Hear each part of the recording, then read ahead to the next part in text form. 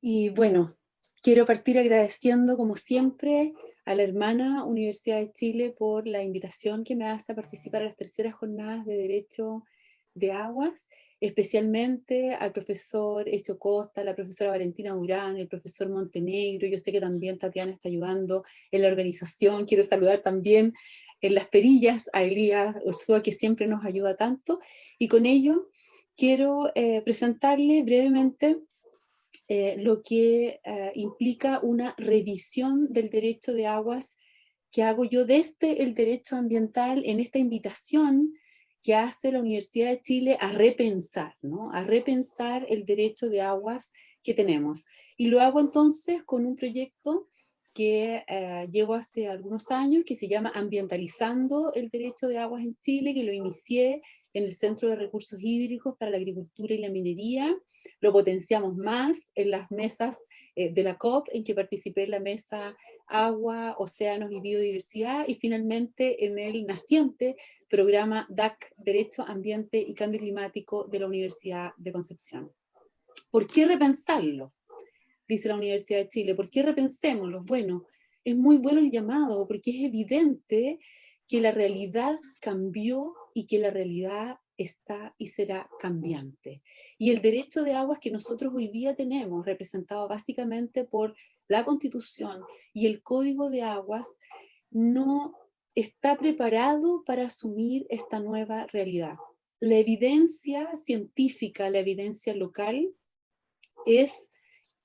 sustantiva en el sentido de que no solo los problemas que tenemos son por el cambio climático, sino que también por la gestión que hemos dado, por el derecho que tenemos, por la forma en que lo interpretamos, y eso se traduce en que hoy día las aguas en muchas zonas del país son escasas, que las aguas están contaminadas y que es un problema que de alguna manera hemos minimizado demasiado, y esto se traduce en muchos conflictos socioambientales, en vulneraciones a los derechos humanos y finalmente en la afectación a la vida de nuestros territorios y con ello la vida del planeta, arriesgando la supervivencia de todos.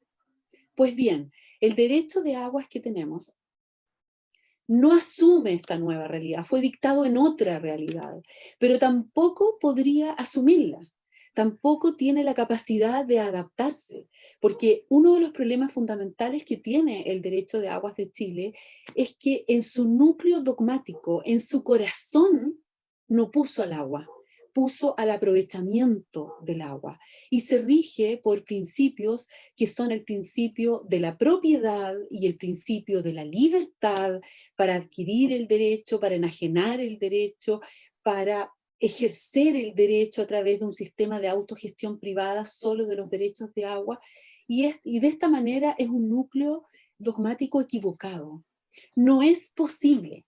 que el derecho de agua responda hoy día a esta nueva realidad si no está en sus normas, en su corazón, el reconocer que el agua es un recurso natural, que es parte de un ecosistema que tiene valor per se, que cumple muchas funciones y que con la situación que vivimos debe ser protegido. La invitación entonces es ambientalizar el derecho de aguas, lograr que en el núcleo dogmático de esta disciplina, en su normativa, en sus estudios, en su interpretación, en las sentencias, en su corazón, en el núcleo, esté la protección. Porque en realidad es impensado tener una ley de bosques que no proteja el bosque y que se concentre solo en dar planes de manejo de obras civiles para cortar bosque. Es impensable una ley de glaciares que no proteja los glaciares o una ley de biodiversidad. Bueno, pues bien, nuestro código de agua no protege a las aguas y sus ecosistemas asociados. Y entonces cuando me preguntan qué significa ambientalizar el derecho de agua, en síntesis, en palabras para todos comprensibles y sobre todo para la ciencia, es respetar el ciclo hidrológico. Es que nuestra legislación permita el aprovechamiento, por cierto, del agua que todos usamos, pero respetando el ciclo hidrológico. Y eso implica aplicar una visión ecosistémica en un territorio, con su gente, y cuando me refiero al territorio me refiero a la cuenca, incluyendo, por cierto, las zonas marinas costeras, porque, como ya saben, el agua no se pierde en el mar.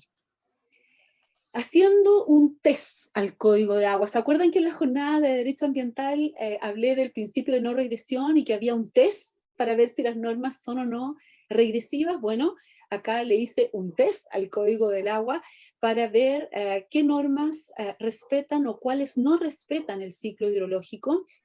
Y tenemos más de 20 materias con muchas normas en que el código no respeta el ciclo hidrológico, partiendo de que el caudal mínimo ecológico no se aplica a los derechos ya otorgados, que existe el principio de la unidad de la corriente y tenemos ríos seccionados, que estamos seccionando ahora los acuíferos a través de los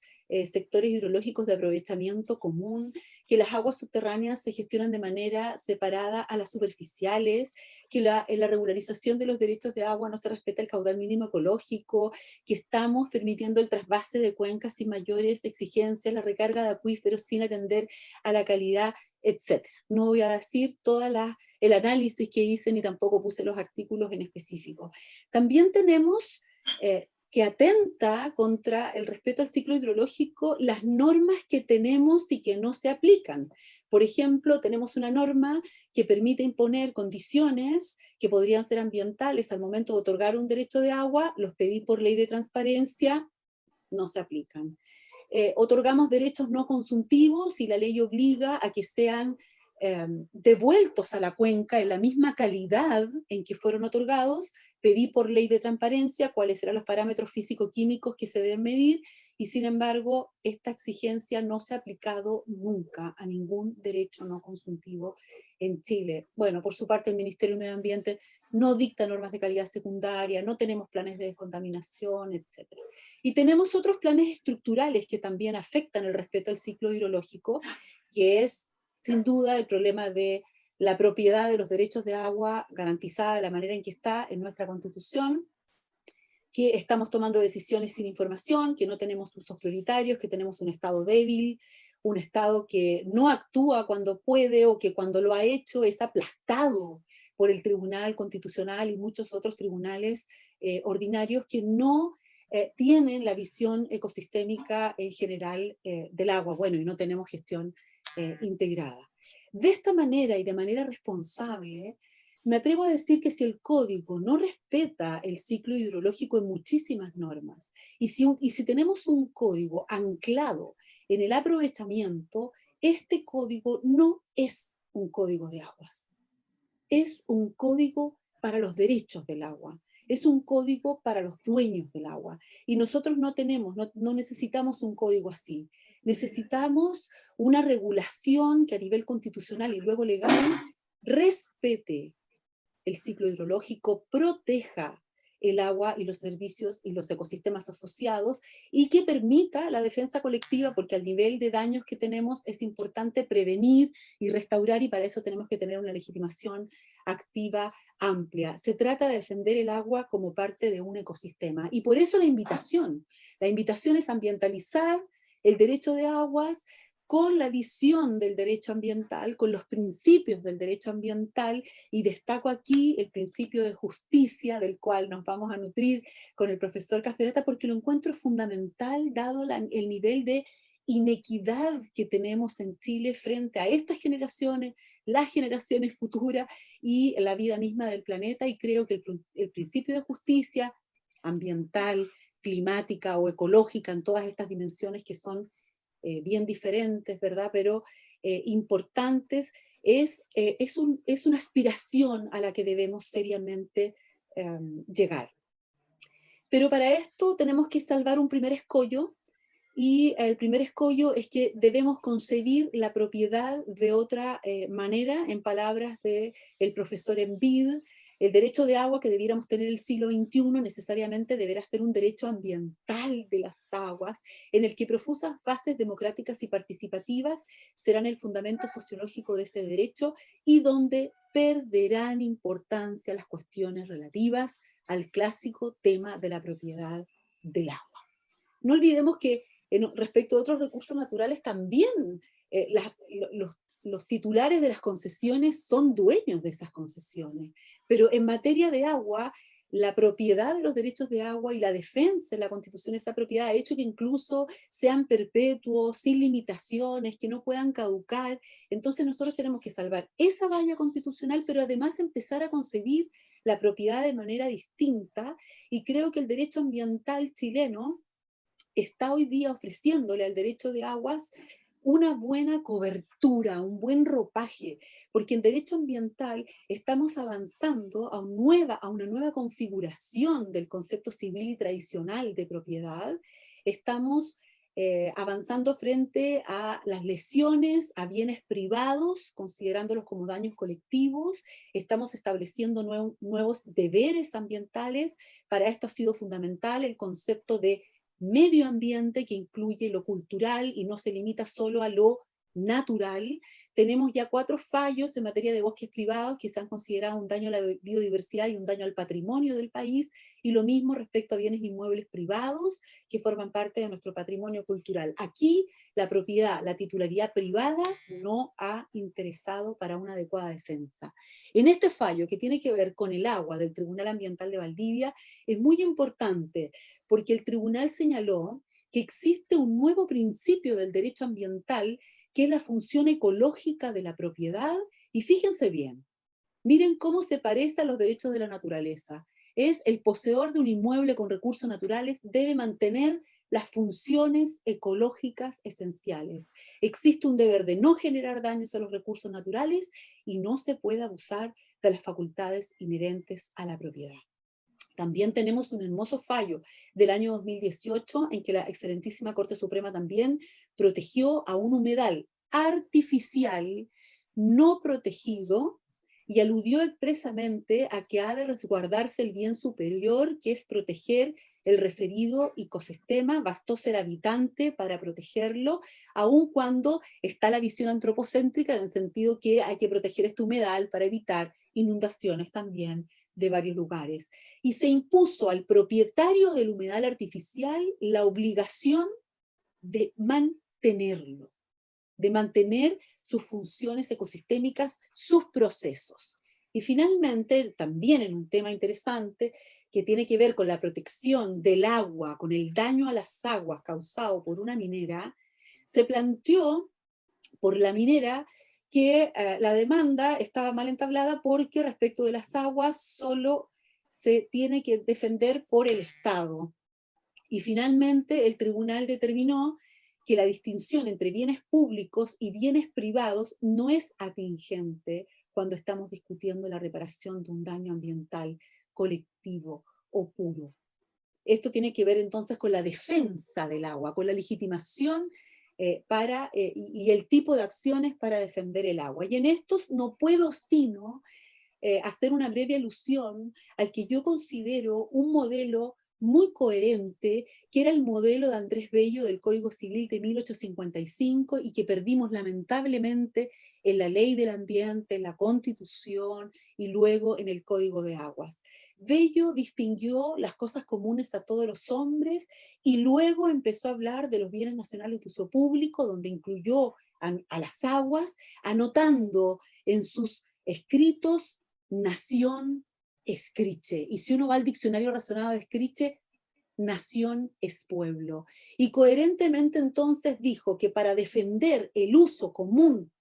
de las cosas del pueblo, daba una acción popular a cualquiera del pueblo. Esta fue mi tesis de doctorado en Italia en el año 2003, pero con mucho gozo pude ver que después de muchos años se aplicó en Chile esta acción popular para la defensa del agua, y hace unos poquitos días para la defensa de nuestro patrimonio cultural arqueológico. Se trató en el caso del agua de un tranque de relave que impidió el libre escurrimiento de un estero, y con ello además dejó sin agua a un pueblo. La denuncia de obra nueva popular fue ejercida por simples habitantes del pueblo de Caimanes, alegando aquí un tema sin duda ambiental, modificar el normal curso de las aguas, y la Corte Suprema no tuvo problema en aplicar esta norma para la dimensión ambiental, la protección ambiental de las aguas, y declara expresamente que esta acción se dedujo en beneficio del agua, no de los hombres que quedaron sin agua, del agua, de un bien nacional de uso público, del estero Pupío, y vistiendo al estero Pupío con el ropaje del medio ambiente, declara que la titularidad del medio ambiente es erga omnes, es decir, pertenece a todos quienes integran la sociedad, pues es un bien público, cuya apropiación exclusiva no es posible. Este fallo fue 3-2, no fue fácil en la Suprema, pero es un camino que tenemos para continuar nuestras reflexiones. Y en esto es importante lo que vayamos a reflexionar en la próxima discusión constitucional, porque hemos escuchado en estas mismas jornadas que hay quienes han dicho, y esto también es un consejo que desde hace años nos da el magistrado Antonio Benjamín, y nos dicen, ustedes lo que tienen que hacer es fortalecer la función social de la propiedad de los derechos de agua y poder imponer limitaciones. Lo malo es que con la garantía constitucional que tenemos hoy día, todos los proyectos se bloquean, todos los proyectos se encuentran inconstitucionales, pero yo le encuentro la razón en que la función social de la propiedad es un excelente instrumento si queremos ambientalizar el derecho de aguas. Por otro lado, Ezio,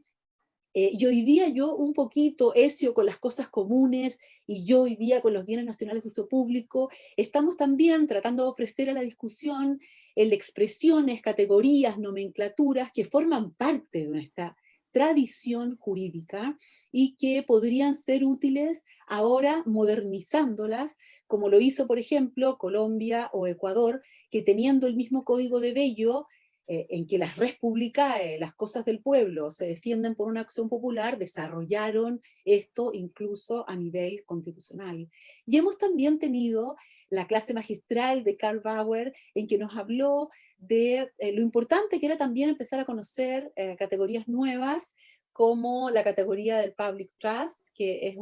una categoría que estamos conociendo, que exige el rol activo de los jueces, que se aplica a zonas, aguas, ¿verdad? Marítimas, pero que podríamos perfectamente aplicar a todo tipo de recursos naturales. Y finalmente también hay hoy día en el neoconstitucionalismo latinoamericano, pero también ya en muchas otras latitudes europeas y en otros continentes, el avance de los derechos. Primero empezó con el avance como de los ríos, pero ya eso es como seccionar el ecosistema. Hoy día está ganando más fuerza el de los derechos de la naturaleza, una categoría